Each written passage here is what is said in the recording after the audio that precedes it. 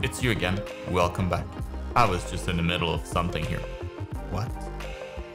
Something feels very strange. Oh no. Oh, hi. I'm Marc. I've been a professional artist for this many years, and now I teach art for a living. In this week's episode of YouTube Art School, I'll show you 5 drawing mistakes you've been making probably, and how to easily avoid them from now on. These are recurring issues I often talk to my students about, all having to do with the quality of your line drawings, either digitally or traditionally. We have a lot to fix. Uh-oh. Quickly, let's get this class started.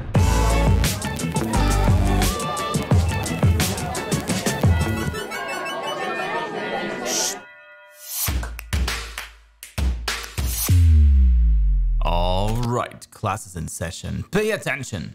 Drawing is hard, or is it? A lot of the typical mistakes I'll cover today are so common, but also so easy to fix. Your drawings will have instantly leveled up once you finish watching the class. These art XP points can't come any easier. That's value, and value you should pay for. It's just gonna cost you 1 like or 1 sub though, so you better not cheap out. I needed to pay for a fire extinguisher. Now, I'm not here to waste your time, so let's get right into the first of 5 deadly mistakes you're probably making while drawing. The first one on the list is poor line confidence. The result is this: hairy lines, short, misaligned lines that will make any drawing look amateur. Usually that's going to be as a result of drawing from the wrist, and you should never do that. It's fine for tiny details, but that's all it's good for. For long, confident strokes, you gotta use the entire arm. The main difference here is between having both your wrist and elbow on the table or the tablet versus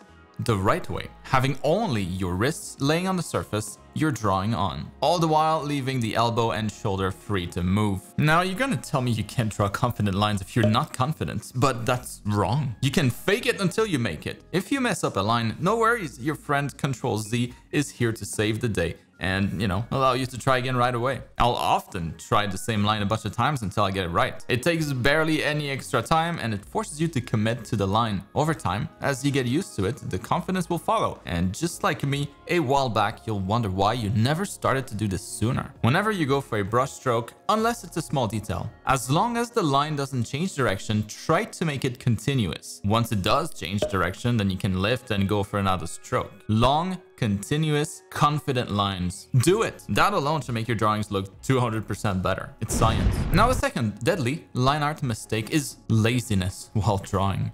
What? Any pro will tell you your first sketch is always just half the battle, or even less. You should always draw your drawings a second time at least, by either tracing it over a light panel, you know, if you're working traditionally, or just reducing the opacity of your initial layer and drawing it again on a new layer. Cleaner this time. I myself was guilty of being lazy when drawing, and I would try to clean up the initial drawing until it looked kind of okay. But even if it might be counterintuitive, drawing the same drawing a second time is way faster than just trying to clean up your initial one. And of course, it's cleaner. Of course, if you're planning a painting and just need like a rough sketch, this won't really apply. But if you're working on a clean line art drawings like the one I'm working on here, don't be lazy. Draw it a second time, maybe a third if you need it. It will look much better. You almost always find ways to improve the initial sketch the second time around. And it's also a lot easier to focus on line confidence when the drawing is already done and you're just going over it a second time. It completely changed the quality of my drawings once I started to do this just like 2 or 3 years ago. Pretty recent. And I can't recommend it enough. Don't fall in love with your initial sketch, or don't get lazy about it. Draw it again. Draw it better. Now, the third line art mistake is a quick one. It's to use the wrong tool, the wrong line art brush. There's only one brush you should consider, and it's my legendary line art brush you can download for free with the link in the video description. I have it on its own, recreated specifically for Clip Studio Paint, or as part of my Photoshop brush pack that you can get for free as well. Obviously, you can use any brush you prefer. I'm joking, but if you like the look of my brush strokes, that's the one that I'm always using. Also, now that I have you looking at the video description, there you'll find a coupon code for a massive discount on my art program that you should definitely check out if you like how I teach. It's valid until the end of the month only. The program is equivalent in content to a Bachelor of Fine Art, but with a heavy focus on digital art. The link in the video description and in the top right corner of the screen here. It's 5 years in the making, and I'm still working on a lot of free updates and extra content for it. Don't miss it. Now, time to move on to the biggest line art mistake of the bunch, the meat of this class: bad line weight. What the heck?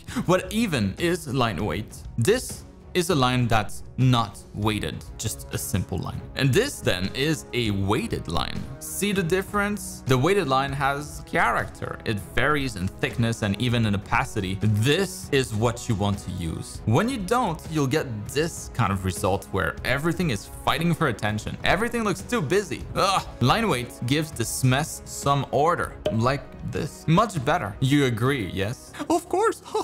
Now, how can you apply this to your own drawings? Well, let me show you 3 quick ways to get much better line weight almost instantly. First, use line weight to emphasize depth. Thicker lines for things that are closer and finer lines for things that are meant to be far away. Overall, you can kind of think of this as breaking a solid block of text into a few paragraphs. It helps to organize the visual elements. If you have like multiple things overlapping, the one in the front will have the boldest lines, and the object in the back, like her hair in this case, will use a slightly finer line. The sword is in front here as well, so it features some of the boldest lines. The second way then to use line weight is to think of intricate detail versus structural detail. When the detail is meant to be small, when it doesn't really define anything important, then use a finer line for it. Thicker lines attract more visual attention, so use them for more important details. The line between my character's legs here is pretty structural. Without it, the legs would merge and it would look pretty weird. So I consider this a structural line.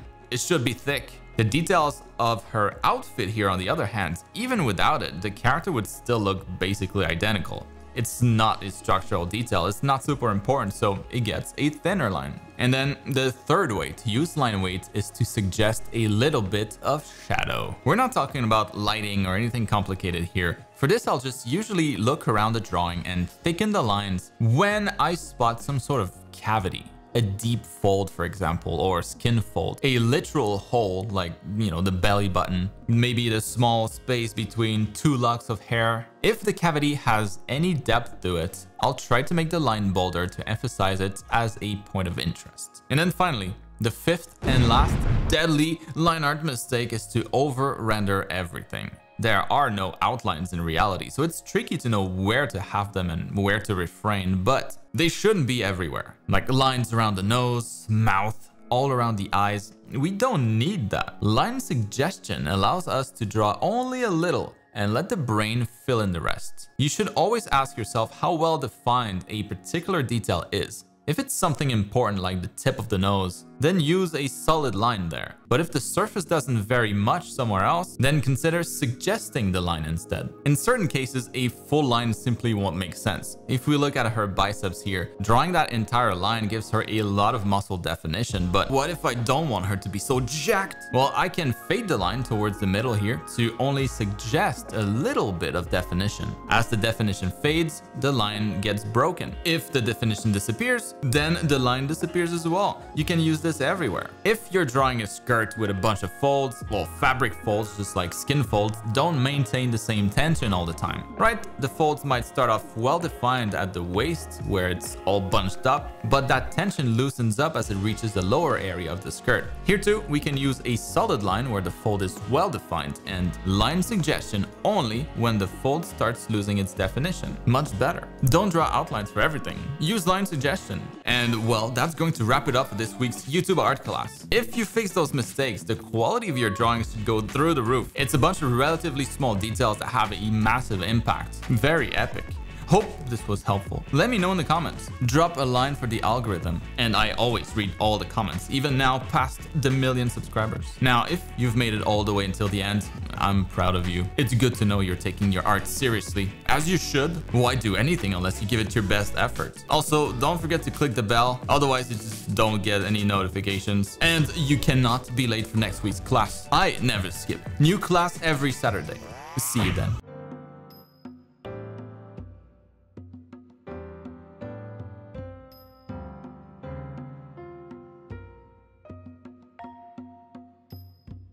change. Oh no.